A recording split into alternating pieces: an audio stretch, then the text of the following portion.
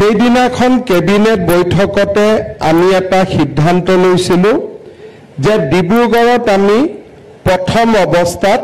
মুখ্যমন্ত্ৰীৰ সচিবালয় এটা স্থাপন কৰিম। এই মুখ্যমন্ত্ৰীৰ সচিবালয় স্থাপন কৰাৰ যি সপোন আছিল আজি সি বাস্তৱত পৰিণত হ'ল। মুখ্যমন্ত্ৰীৰ সচিবালয়ৰ জৰিয়তে আমি 9খন জিলাৰ প্ৰশাসনিক কাম কাজ ডিব্ৰুগড়ৰ পৰা নিৰীক্ষণ কৰাৰ এটা প্ৰয়াস আৰু প্ৰচেষ্টা চলাম। এই 9খন জিলাত অসমৰ কেইবাখনো বিশ্ববিদ্যালয় আছে, কেইবাখনো চিকিৎসা মহাবিদ্যালয় আছে, কেইবাটাও গুৰুত্বপূৰ্ণ উদ্যোগ আছে আৰু ইয়াৰ লগতে কেইবাখনো অসমৰ সৰহসংখ্যক চাহ বাগিচা এই অঞ্চলটোতে সীমাবদ্ধ হৈ আছে। সেই দিশৰ পৰা অসমৰ অৰ্থনৈতিক, ৰাজনৈতিক আৰু সামাজিক পটভূমিৰ ফালৰ পৰা আজিৰ দিনটো অতিশয় গুৰুত্বপূৰ্ণ। এই মুখ্যমন্ত্ৰীৰ সচিবালয়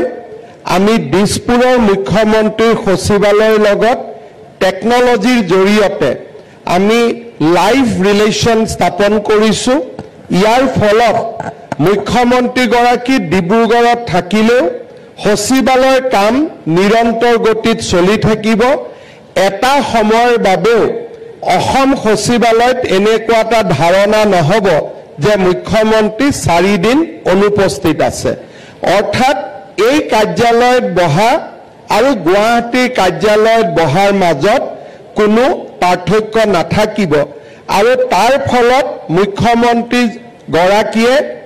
ডিব্ৰুগড়ৰ উন্নয়ন বা উজনি অসমৰ উন্নয়নৰ ক্ষেত্ৰত, উত্তৰ অসমৰ উন্নয়নৰ ক্ষেত্ৰত ডিব্ৰুগড় সচিবালয়ত বহি তেখেতে কাম কাজ কৰিব পাৰিব। আজি আমি মুখ্যমন্ত্ৰীৰ সচিবালয় ইয়াতে স্থাপন কৰিছোঁ, কিন্তু আমাৰ লক্ষ্য হ'ল যে ডিব্ৰুগড়ৰ গুৰুত্ব ক্ৰমান্বয়ে আমি বঢ়াই গৈ থাকিব লাগে আৰু সেই দৃষ্টিভংগীৰ ফালৰ পৰা অহা কেইটামান দিনত আমাৰ মন্ত্ৰীসভাৰ সদস্যসকল বহিব পৰাকৈও ইয়াত আমি এটা মন্ত্ৰীসভা ভৱন আমি নিৰ্মাণ কৰিম। অৰ্থাৎ অসমৰ 16জন মন্ত্ৰীয়ে 19জন মন্ত্ৰীয়ে ইয়াত বহিব পাৰিব। মুখ্য সচিব ইয়াত বহিব পৰাকৈ আমি এটা সচিবালয়ৰ আন এটা অংশ ইয়াতে আমি স্থাপন কৰিম। ডিচিসকলে যাতে আমি ইয়াতে কনভেনশ্যন আদি পাতিব পাৰোঁ, ইয়াতে আমাৰ এটা ডাঙৰ কনভেনশ্যন চেণ্টাৰো স্থাপন হ'ব। শেষত ডিব্ৰুগড়ত যাতে ৰাজ্যিক ফাংচনসমূহো ডিব্ৰুগড়ত কোনো অসুবিধা নোহোৱাকৈ আমি ইয়াতে অনুষ্ঠিত কৰিব পাৰোঁ, তাৰ বাবে 1000 লোক বহিব পৰা এটা আটকধুনীয়া প্ৰেক্ষাগৃহও ইয়াত স্থাপন হ'ব। ইয়াৰ ফলত আমাৰ ৰাইজৰ যিমানবিলাক কাম গুৱাহাটীত আমি দেখা পাওঁ তাৰ বহুখিনি কাম আমি ডিব্ৰুগড়তে কৰিব পাৰিম আৰু ক্ৰমান্বয়ে অসমৰ আৰু উত্তৰ ভাৰতৰ এখন গুৰুত্বপূৰ্ণ চহৰ হিচাপে ডিব্ৰুগড় উদ্ভাসিত হ'ব। স্বাভাৱিকভাৱে গোটেই চৰকাৰখন যেতিয়া ডিব্ৰুগড়লৈ আহিব, ডিব্ৰুগড়ৰ আৰ্থ সামাজিক পৰিৱেশৰো পৰিৱৰ্তন হ'ব, ইনফ্ৰাষ্ট্ৰাকচাৰৰো ডেভেলপমেণ্ট হ'ব। 9খন জিলাত সিঁচৰিত হৈ থকা বিশ্ববিদ্যালয়, চিকিৎসা মহাবিদ্যালয়, উদ্যোগসমূহেও পাবলগীয়া এটেনশ্যন তেওঁলোকে ইয়াৰ পৰা নিৰবিচ্ছিন্নভাৱে পাব পাৰিব আৰু তাৰ ফলত সৰু সৰু সমস্যাবোৰ সমাধানৰ কাৰণে বহু দিনলৈ অপেক্ষা নকৰি ইয়াতে তেখেতসকলে নিৰন্তৰভাৱে আলোচনা কৰিব পাৰিব। অহা অক্টোবৰ মাহত মই ইয়াত যেতিয়া আহিম, সাধাৰণতে আমি যেতিয়া শদিয়াৰ কথা পাতোঁ, আমি যেতিয়া ডুমডুমাৰ কথা পাতোঁ, ডিগবৈৰ কথা পাতোঁ, আমি সাধাৰণতে ডিচিজনৰ লগতে ভিডিঅ' কনফাৰেন্সত পাতি বিষয়বিলাকৰ সমাপন কৰোঁ। অহা 4 দিন যেতিয়া ইয়াতে মই আহিম, মই ঠিক কৰি লৈছোঁ যে 3 ঘণ্টা এটা সমষ্টিৰ লগত জড়িত সাৰ্কেল অফিচাৰ ওসি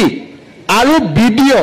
সকলোকে মাতি বিধায়ক আৰু উপায়ুক্তৰ লগত একেলগে বহি সেই সমষ্টিটোৰ কথাই 3 ঘণ্টা একেলগে আলোচনা কৰিম অৰ্থাৎ এতিয়া মই ইয়াত যেতিয়া বহিম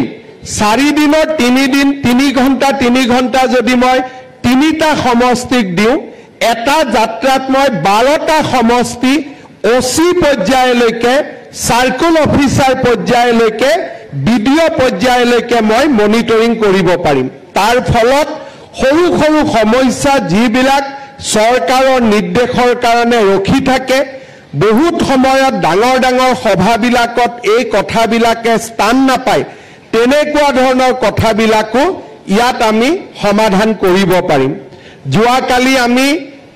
আৰু এক গুৰুত্বপূৰ্ণ সিদ্ধান্ত লৈছো যে অসমৰ মুখ্যমন্ত্ৰীয়ে 15 আগষ্টত স্বাধীনতা দিৱসৰ পতাকা সদায় গুৱাহাটীত উত্তোলন কৰিব আৰু 26 জানুৱাৰীত গণতন্ত্ৰ দিৱস সদায় ডিব্ৰুগড়ত পালন কৰিব অৰ্থাৎ ক্ৰমান্বয়ে ডিব্ৰুগড়ৰ গুৰুত্ব আমি বঢ়াই লৈ গৈ থাকিম আৰু এটা সময়ত ডিব্ৰুগড় কব নোৱাৰাকৈ ৰাজ্যৰ আন এখন ৰাজধানীলৈ ৰূপান্তৰ হ'ব আমি ডিক্লেয়াৰ কৰিব নালাগে ঘোষণা কৰিব নালাগে কব নালাগে কাম আৰু কৰ্মৰ জৰিয়তে আৰু নতুন নতুন প্ৰয়োগৰ জৰিয়তে ডিব্ৰুগড় এক গুৰুত্বপূৰ্ণ এক অঞ্চললৈ ৰূপান্তৰ হ'ব আমি অসম সচিবালয়ৰ আন এটা অংশ যেতিয়া ডিব্ৰুগড়ত অহা বছৰ ডিসেম্বৰ মাহত আমি লৈ আনিব পাৰিম অহা বছৰ যেতিয়া ঠিক ডিসেম্বৰ জানুৱাৰী মাহত মন্ত্ৰীসভাৰ বৈঠক আদি নিৰন্তৰভাৱে অনুষ্ঠিত কৰিব পৰাকৈ মিনিষ্টাৰসকলৰ কাৰ্যালয় ইয়াতে লৈ আহিব পাৰিম লাহে লাহে ডিব্ৰুগড়ৰ ৰাইজে বিচৰা ধৰণৰ যি মনত বিচাৰি আছিল ইমান দিনে কব পৰা নাছিল সেই গোটেইখিনি কথা আমি অহা 2-3 বছৰৰ ভিতৰত ইয়াতে আমি দেখিব পাৰিম আজি আমাৰ মুখ্যমন্ত্ৰী সচিবালয়ত মই যেতিয়া ইয়াতে বহিম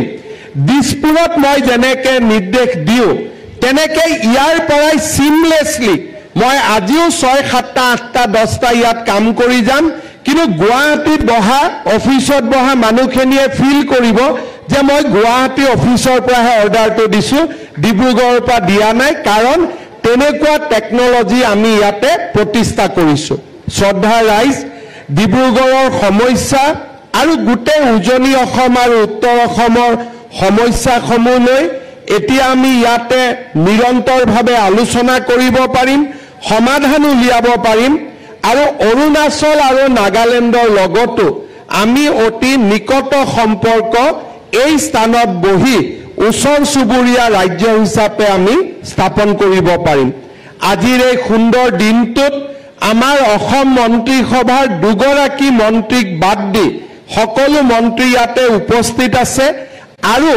আমি তাৰ জৰিয়তে ডিব্ৰুগড়ৰ ৰাইজক আমি জনাব খুজিছো যে আমি ডিব্ৰুগড়ে যোৱা শতিকা ধৰি অসমৰ অৰ্থনীতি ৰাজনৈতিক আৰু সমাজ জীৱনত আগবঢ়াই যোৱা যি অবিস্মৰণীয় বৰঙণি তাক অসম চৰকাৰে কৃতজ্ঞতাৰে সোঁৱৰণ কৰে আৰু তাৰ স্বীকৃতি স্বৰূপে আমি এটা দুটাকৈ এই ধৰণৰ কাম আমি আৰম্ভ কৰিছো আপোনালোকৰ আশীৰ্বাদত এই ধৰণৰ কৰ্মযজ্ঞ আমি সুন্দৰভাৱে সমাধান কৰিব পাৰিম আজি আমি ডিব্ৰুগড়ত যেনেকে মুখ্যমন্ত্ৰীৰ সচিবালয় স্থাপন কৰিছো জিলা আয়ুক্তৰ মৰ্যাদা লাঘৱ নকৰাকৈ এতিয়া আমি প্ৰতিটো সমষ্টিতে 2 অক্টোবৰৰ পৰা সমজিলা স্থাপন কৰাৰ প্ৰক্ৰিয়াটো আগবাঢ়িছো বহুদিনৰ পৰা নাহৰকটীয়াত মহকুমা লাগে মৰাণত মহকুমা লাগে বিভিন্ন ধৰণৰ দাবী ইয়াত উত্থাপিত হৈ আছিল এতিয়া আমি মহকুমা স্থাপন নকৰো জিলাতকৈ অকণমান তলত আমি সমজিলা একোখন 2 অক্টোবৰত নাহৰকটীয়া খোৱাং আদিত আমি স্থাপন কৰিবলৈ আগবাঢ়ি গৈছো অৰ্থাৎ প্ৰধানমন্ত্ৰী নৰেন্দ্ৰ মোদী ডাঙৰীয়াৰ ভাষাত ইজ অফ লিভিং আৰু যিটো বহু দূৰত চৰকাৰ তেনেকুৱা ধাৰণাৰ পৰিৱৰ্তন কৰি চৰকাৰখন যেন মোৰ নিচেই ওচৰত তেনেকুৱা এটা ধাৰণাৰ আমি অসমত ক্ৰমান্বয়ে সৃষ্টি কৰিব বিচাৰিছো আৰু সেই দিশত আমি নিৰন্তৰ খোজ পেলাই গৈছো বহু সফল হৈছো আৰু বহু কাম আমি অনাগত দিনত কৰাৰ বাবে লক্ষ্য বান্ধি লৈছো আজিৰ এই শুভ দিনত মই পুনৰবাৰ ডিব্ৰুগড়বাসী ৰাইজক ধন্যবাদ আৰু অভিনন্দন জনাইছো কেন্দ্ৰীয় মন্ত্ৰী সৰ্বানন্দ সোণোৱাল ডাঙৰীয়া আজিৰ সভাত উপস্থিত থাকি আমাক আশীৰ্বাদ প্ৰদান কৰাৰ বাবে ধন্যবাদ আৰু কৃতজ্ঞতা জনাইছো উজনি অসম আৰু উত্তৰ অসমৰ বিধায়কসকলেও আজিৰ এই সভাত উপস্থিত থাকি এই গোটেই কৰ্মযজ্ঞৰ প্ৰতি তেখেতসকলে যি সহযোগিতা আগবঢ়ালে তাৰ বাবে মই ধন্যবাদ জনাইছো